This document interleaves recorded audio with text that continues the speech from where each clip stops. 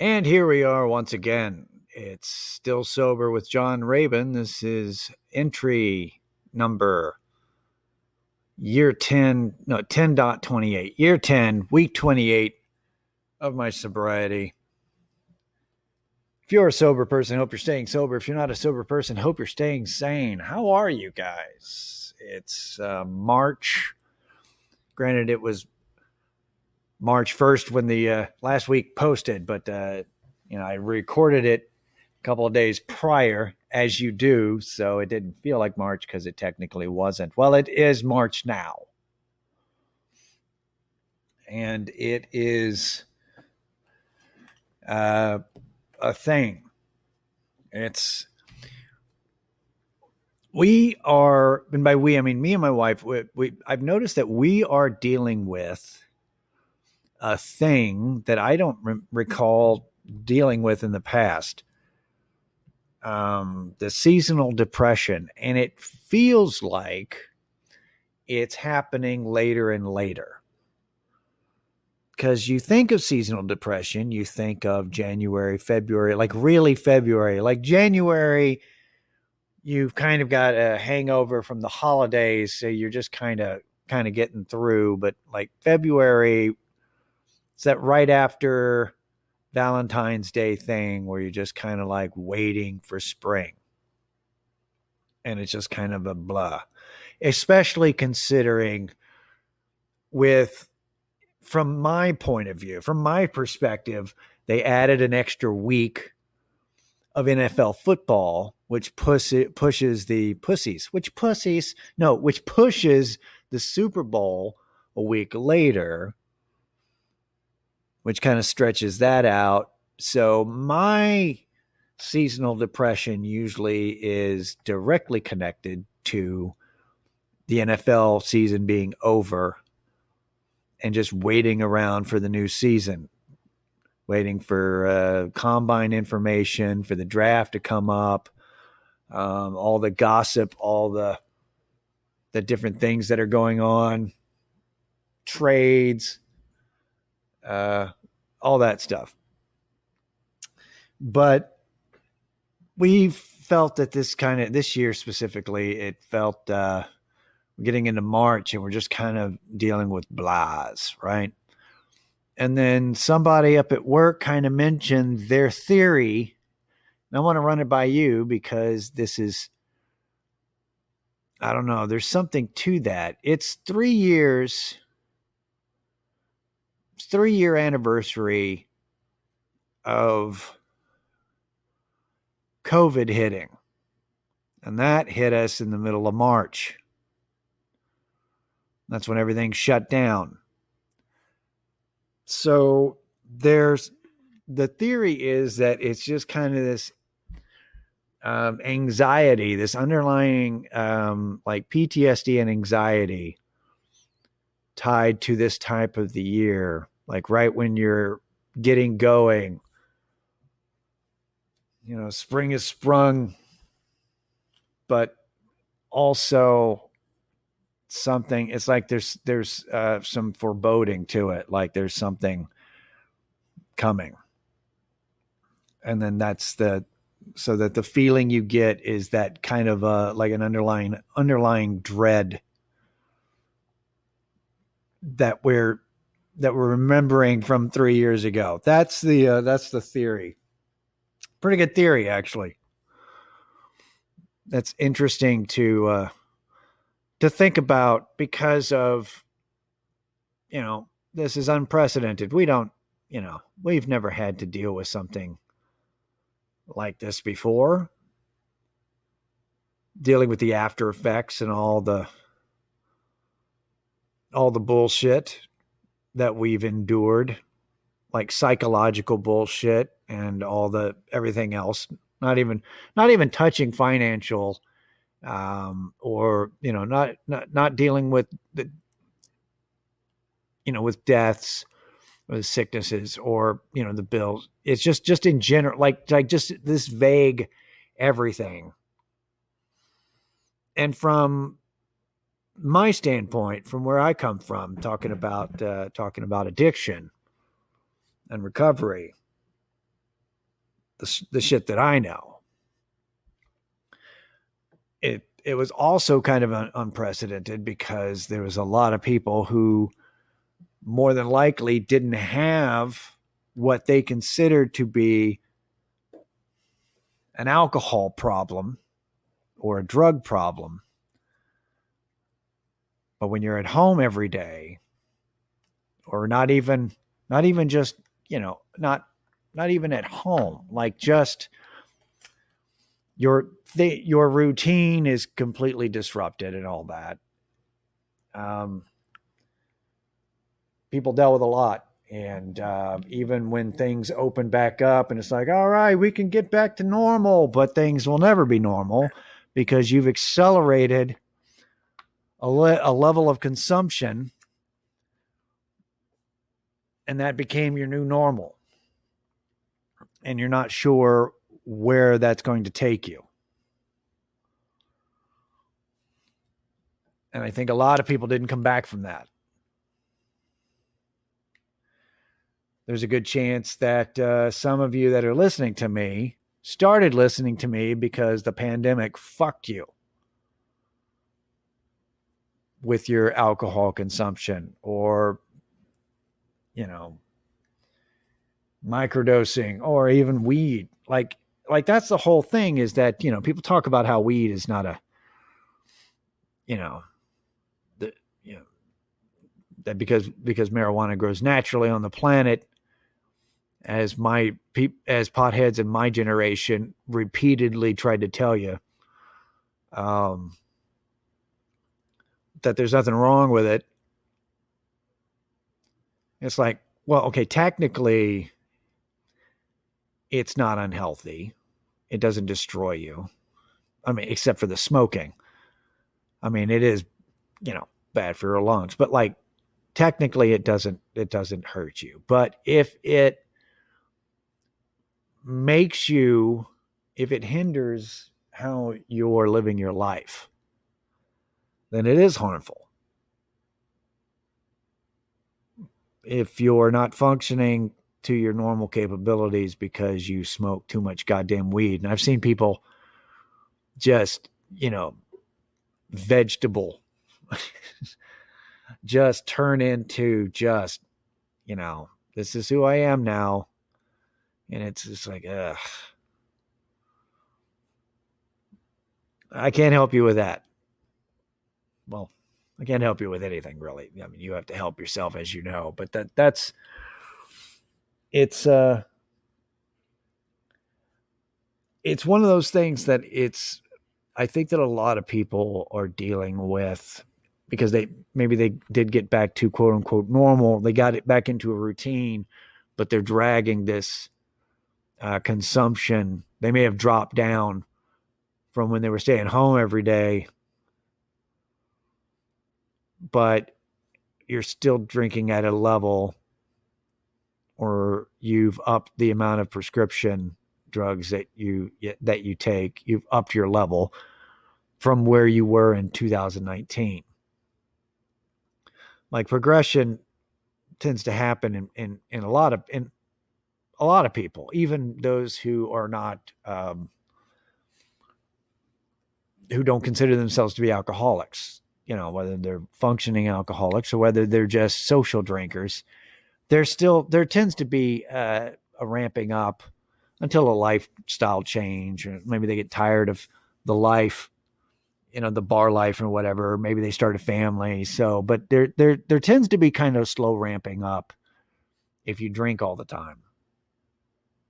And then this just amplified everything. It's, and that sucks, man. That's a thing that's, what really, I think the really difficult part is not that it's easy to quit and to start into recovery and to start working a program.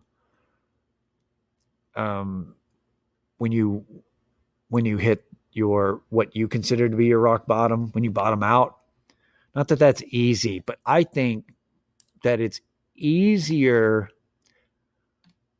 to transition to a new lifestyle change, to getting help when you psychologically, physically and psychologically hit bottom and you're ready to work on yourself, to change things.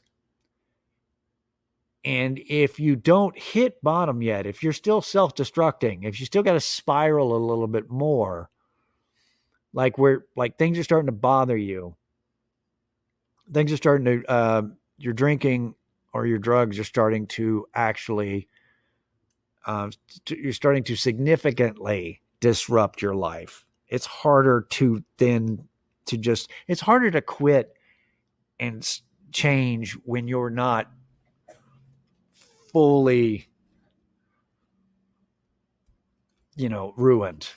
I think it's hard to stop before it gets worse. And maybe I say that because I never did. Maybe I never, I didn't know when to say when.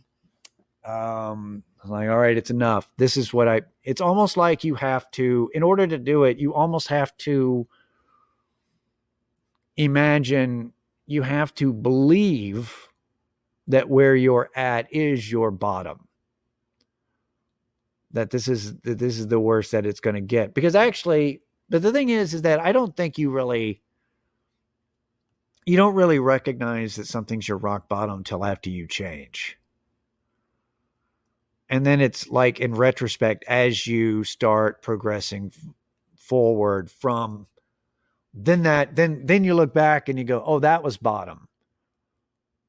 Because you're also realizing that at any point you could go back to it and create a new bottom. You just start digging a hole and find another. Oh no, this goes down even further. The only true rock bottom is death, as I like to say. So that's the thing. I think you have to convince yourself that this is as far down as I want to go. You have to understand that you do not want any more of this shit. You don't want any of this shit, do we? You have to go, I don't want any of that shit. It's time. And hopefully, with online resources, with meetings and stuff going, happening in person again without any kind of a hindrance like we had during the pandemic, that hopefully you can do that. Hopefully you can get on that.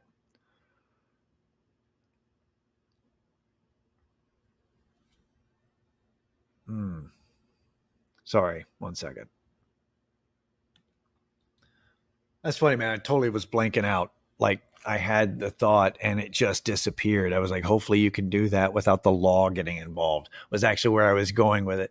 It's like, hopefully the cops in the state or county do not assist you in your decision-making process like they did for me.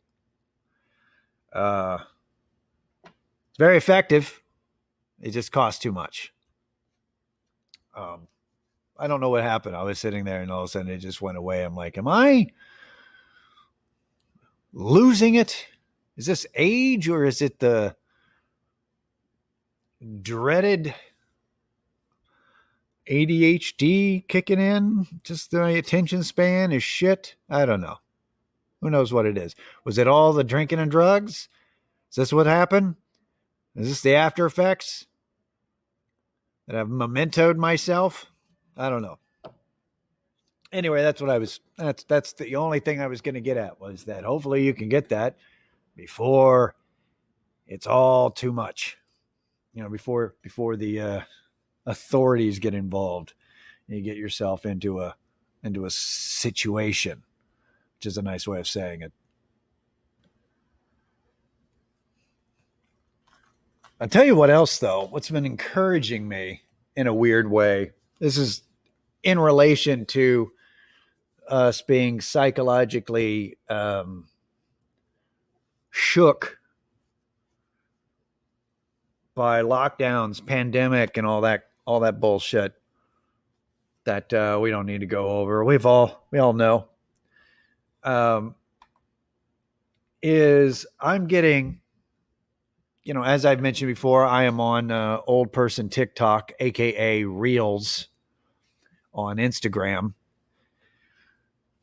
I'm on that, and I've been getting a lot of the algorithm knows me. And my algorithm feeds me funny cat videos, funny dog videos, and then a bunch of different clips of people comparing older generation versus new generation versus all that stuff. It's just the kind of that kind of stuff. And a lot of it is millennials. And I say millennials like technically millennials, not like boomers who call everybody younger than them millennials. I mean actual millennials, not Gen Z, not Gen Alpha, not Generation X. I mean millennials. And that can range from the older millennials, like the Gen Y, to the millennial. Basically, the 80s kids, as they're hitting in their 30s, I'm seeing them talking about stuff like seeing a TikTok of a guy who said it doesn't matter how much time he took to get ready to go out and how long it took to drive there. It just shows him, if I can't find a parking space, I'll go right the fuck back home. It's there's a whole on Nate Bargatze's new special that's on Prime Video show. He's talking about how, like, when you're young, when you're in your 20s, you get to do all this. You don't care where you go when you go out, but then in your 30s, you're like, where are we going? Is it going to be loud?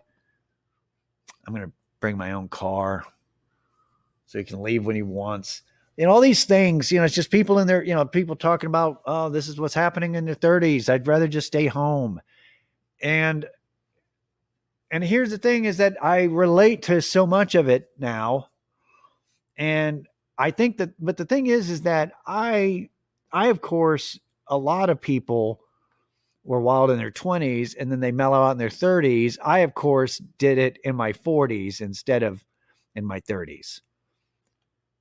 I waited till I stopped drinking and everything else. So I'm basically living my 30s, but now I basically spent 2 decades of being in my 20s mentality, for better or for worse. And what's been funny to me is the realization that this is just what happens. That a lot of people, we all kind of go through this and we kind of keep it inside. But with TikTok, people don't keep it inside anymore. They let you know what they're going through in hopes that it'll go viral. But it's actually been encouraging. It's been encouraging because I've been afraid that what's going on with me is I'm just getting too old, and that I'm losing my my desire for different things. That I just is this who I am now? And the thing is that it's happening to everybody at at various ages, but it just kind of some of it I thought was tied to the fact that I'm sober now. So I feel like it's a mentality thing that I don't think is very healthy for me. And it can be, if you're not careful with the thought process, it can actually work against you, which is that you don't want to start resenting your sobriety. You don't want to start, when you start resenting your sobriety and you start thinking about, when you start missing stuff too much, that just kind of, that doubt starts creeping into your head, and it can fester and it can just grow and just come at you slowly. And that's when it works its way back into your thought and the voice in your head that tells you shit. The more you get sober, like that loud, the fucking demon that talks to you. I can only speak for myself with my demon. I don't know what your demon says to you, but my demon used to be a lot louder early on. But as you go further and further along in your sobriety, he gets quieter and quieter to where now he doesn't even talk to me. He just occasionally makes sarcastic comments. Like anytime I buy vitamins, any kind of supplements or something, or, if I get some smoothie packets, he's like, remember when we used to buy needles here? It's just shit like that. And it's like, fuck off, man. It's just like, all right. It's like, are you really going to pay for those? It's a self-checkout. Everybody likes shoplifting. It's that kind of shit. It's just kind of like slight suggestions. The demon makes occasional suggestions like, hey, it'd be fun. Not this. And then you kind of have to go, fuck off, man. I'm going to turn 50 this year. Who the fuck do you think I am? So the fuck you, me. That's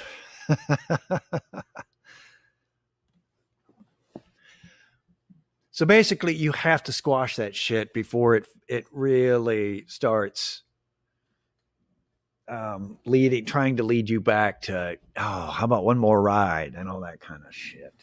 It's like, do you live a boring life now? Relatively speaking, compared to somehow driving home blackout drunk after getting kicked out of a bar and almost getting into a fight with a cop's horse. And technically, coming home and using your CD tower full of all your music as your toilet, and then you have to throw all your CDs away, which, technically nowadays doesn't matter. It doesn't matter that you don't have CDs anymore. But stuff like that. Yeah. Okay. So technically, comparatively speaking, yes, what you're doing this weekend, that wasn't even a weekend. That was what was that? A Thursday? What you're doing this Thursday compared to that Thursday is less exciting. It's less dangerous. It's less self-destructive. Yeah. It's not as, exciting, but also nobody wants to see a 50-year-old pee themselves because they're getting, because they're doing shots. Nobody likes seeing a 50-year-old do shots at a bar and go, all right, how you doing? No one wants to get, does anybody out there want to be hit on by a 50-year-old? No. Of any, and from any direction. Guys get hit on by a 50-year-old woman. They're like, if I'm drunk enough, all right, never mind. Let's not go that direction. You get what I mean. So short story long, what I mean is that it's nice to find out that some of the things that you're going through are not because you chose sobriety so that you can live, so that you can physically live, and then also so that you can actually exist in a more healthy path. It's nice to find out that, you know what, this is actually kind of happening to a lot of people. You get to it's part of aging. This is not exclusive to people who had to stop doing drugs and stop drinking because they just couldn't do them anymore. You age out. It's regardless of whether you have took steps to make yourself become a certain way, or you aged out and you just, this is who you are now. It's just part of life. That's encouraging to me. So it's so that anything that you can do to avoid any kind of resentment towards who you are now seems healthy. So there's that. Anyway, happy 3-year anniversary to the pandemic. It's still soberpod@gmail.com for any questions or comments that are positive to neutral. I appreciate all of you coming in and peering into my little fucking world once a week. So we will see you next week and see what's going on with my world then. All right, guys. Later.